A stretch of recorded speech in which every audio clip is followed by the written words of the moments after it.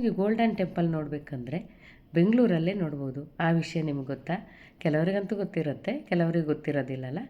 ಆ ಬಗ್ಗೆ ಒಂದು ಪುಟ್ಟ ಮಾಹಿತಿಯನ್ನು ನಾನು ಹಂಚ್ಕೊಳ್ತಾ ಇದ್ದೀನಿ. ನಾವು ಈ ದೇವಸ್ಥಾನಕ್ಕೆ ಭಾನುವಾರ ದಿನ ಮಧ್ಯಾಹ್ನ ಹೋಗಿದ್ವಿ. ಆ ಸಮಯದಲ್ಲಿ ಪೂಜೆ ಕೂಡ ನಡೀತಾ ಇತ್ತು.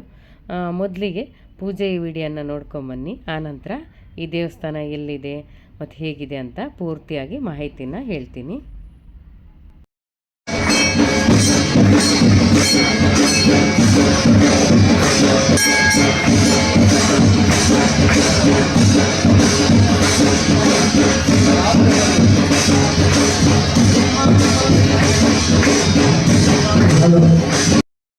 ಇಲ್ಲಿ ಪೂಜೆ ತುಂಬ ಚೆನ್ನಾಗಿ ಕ್ರಮವತ್ತಾಗಿ ಮಾಡ್ತಾರಂತ ಹೇಳಿದರೆ ತಪ್ಪಾಗಲಾರ್ದು.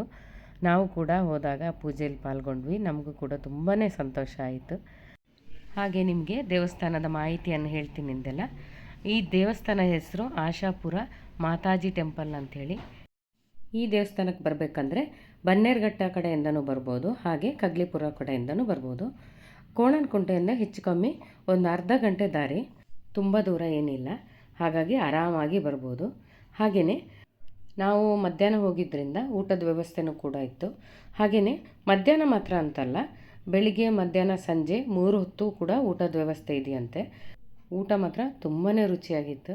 ಹಾಗೆ ಇಲ್ಲಿನ ವಾತಾವರಣ ಕೂಡ ಅಷ್ಟೇ. ಸುತ್ತಲೂ ಕಾಡಿದೆ, ಮಧ್ಯದಲ್ಲಿ ದೇವಸ್ಥಾನ ಇದೆ. ಹಾಗಾಗಿ ನೋಡೋದಕ್ಕೂ ಕೂಡ ತುಂಬಾ ಚೆನ್ನಾಗಿದೆ. ಪ್ರಕೃತಿಯ ಮಡಿಲಲ್ಲಿ ಒಂದು ದೇವಸ್ಥಾನ ಇದೆ ಅಂದರೆ ತುಂಬಾ ಖುಷಿ ಆಗುತ್ತೆ. ಹಾಗೆ ಪೂರ್ತಿ ದೇವಸ್ಥಾನ ಕೂಡ ಬಂಗಾರದ ಬಣ್ಣದಿಂದ ಕಂಗೊಳಿಸ್ತಾ ಇದೆ. ಹಾಗಾಗಿ ನೋಡೋದಕ್ಕೆ 2 ಕಣ್ಣು ಸಾಲದು ಅಂತ ಹೇಳ್ಬೋದು, ಅಷ್ಟು ಸುಂದರವಾಗಿದೆ. ಹಾಗಾಗಿ ನೀವು ಸಮಯ ಮಾಡಿಕೊಂಡು ಖಂಡಿತವಾಗ್ಲೂ ಈ ದೇವಸ್ಥಾನಕ್ಕೊಮ್ಮೆ ಭೇಟಿ ಕೊಡಿ ಅಂತ ಹೇಳ್ತೀನಿ. ಅಷ್ಟೊಂದು ಚೆನ್ನಾಗಿದೆ. ನೀವು ಕಣ್ಣಾರೆ ನೋಡಿದರೆ ನಿಮಗೆ ಆಶ್ಚರ್ಯ ಆಗುತ್ತೆ. ಇಷ್ಟು ಚೆನ್ನಾಗಿರೋ ದೇವಸ್ಥಾನ ಬೆಂಗಳೂರಲ್ಲಿ ಇದೆಯಲ್ವ ಅಂತ ನಿಮಗೆ ಖುಷಿಯಾಗುತ್ತೆ. ಅಷ್ಟು ಚೆನ್ನಾಗಿದೆ. ಪೂಜೆನೂ ಕೂಡ ಅಷ್ಟೇ ತುಂಬ ಚೆನ್ನಾಗಿ ನೆರವೇರುತ್ತೆ ಅಂತಲೇ ಹೇಳ್ಬೋದು. ಈ ದೇವಸ್ಥಾನ ಹುಡ್ಕೋದಕ್ಕೆ ನೀವೇನೂ ತುಂಬ ಶ್ರಮ ಪಡಬೇಕಾಗಿಲ್ಲ.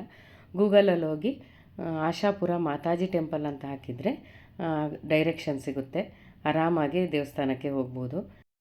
ಹಾಗೆ ನಾನು ಕೊಟ್ಟಂಥ ದೇವಸ್ಥಾನದ ಮಾಹಿತಿ ನಿಮಗೆ ಇಷ್ಟ ಆಯಿತು ಅಂತ ಅಂದ್ಕೊಳ್ತೀನಿ. ಇಷ್ಟ ಆದರೆ ಖಂಡಿತವಾಗ್ಲೂ ಒಂದು ಲೈಕ್ ಮಾಡಿ, ಶೇರ್ ಮಾಡಿ, ಸಬ್ಸ್ಕ್ರೈಬ್ ಮಾಡಿ.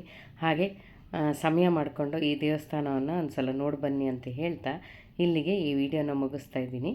ಹೋಗಿ ಬರಲಾ? ನಮಸ್ತೆ.